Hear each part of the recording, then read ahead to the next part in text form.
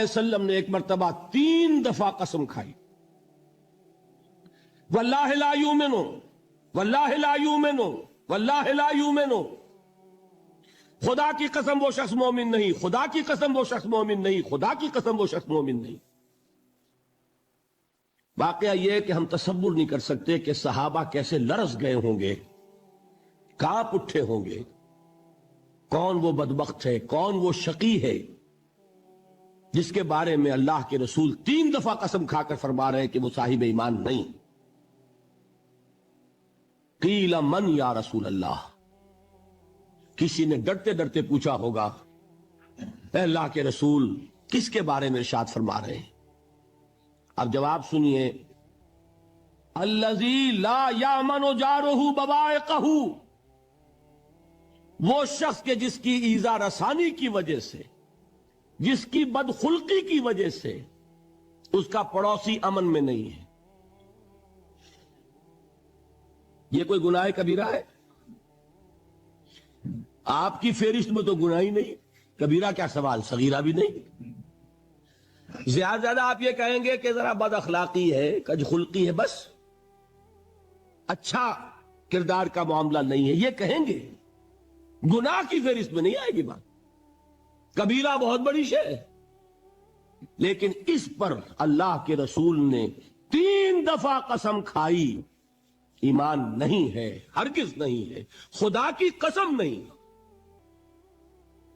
فرمایا حضرت انس ابن مالک نے، یہ روایت جو میں نے آپ کو ابھی سنائی ہے، یہ کوئی ایسی ویسی روایت نہیں ہے، متفق علیہ ہے، بخاری اور مسلم دونوں میں موجود، ٹھیک ہے۔ وہ حضور کے خادم خاص ہیں، جیسے ذاتی کوئی ہوتا ہے معاملات میں مدد کرنے والا، خدمت کرنے والا، وہ ہے انس ابن مالک۔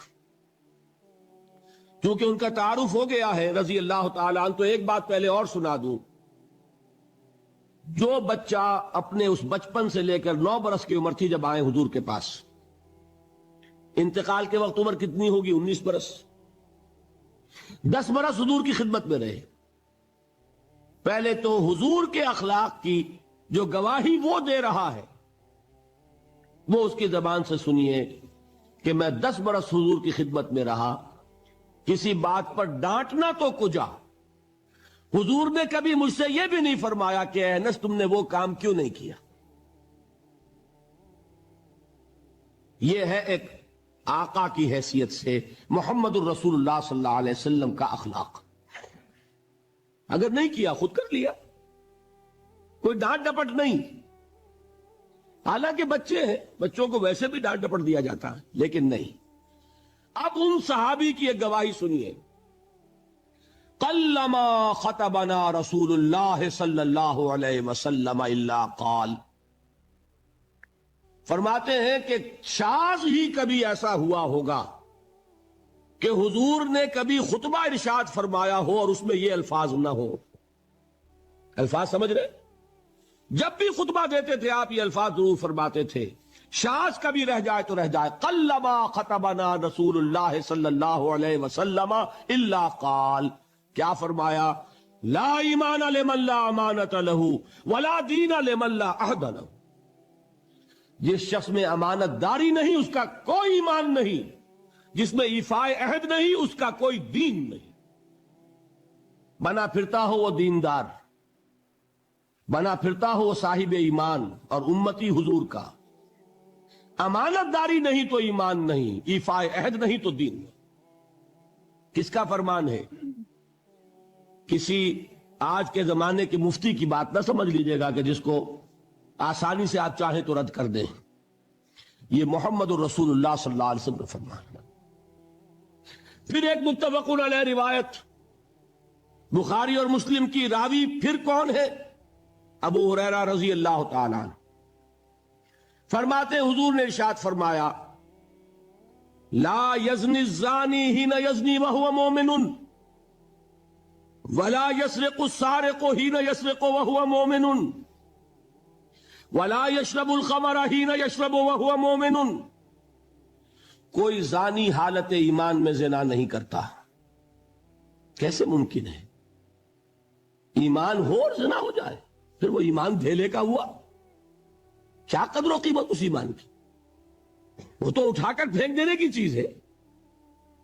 ایمان اور اخلاق پہ اثر انداز نہ ہو، ایمان اور کردار کو نہ بدلے، ایمان اور عمل کو نہ بدلے تو کس مرض کی دوا؟ پھینکو اٹھا کر. نہیں ممکن کہ ایمان ہو اور زنا ہو، نہیں ممکن کہ ایمان ہو اور چوری ہو. لا یسرق السارق حین یسرق وہو مومن.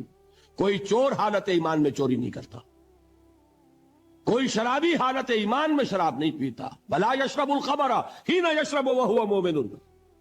کوئی شراب پینے والا وہ مومن نہیں ہوتا جب وہ شراب پی رہا ہوتا ہے، اس وقت اس کے دل سے ایمان نکل جاتا ہے. اب دیکھیے یہاں کیا میں نے کل بتایا تھا نا، مغالطے کیا ہو گئے؟ مغالطے یہ ہو گئے کہ اس کو سمجھ لیا قانونی بات. یہ قانونی بات نہیں ہے، وہ قانونی ایمان کی بات نہیں ہو رہی، یہ حقیقی ایمان کی بات ہو رہی. قانونی ایمان کی بات ہو تو یہ کافر ہو گیا. پھر کافر نہیں ہے. قانونی ایمان کا دار و مدار قول پر ہے. یہ وہ حقیقی ایمان ہے، قلبی یقین والا ایمان.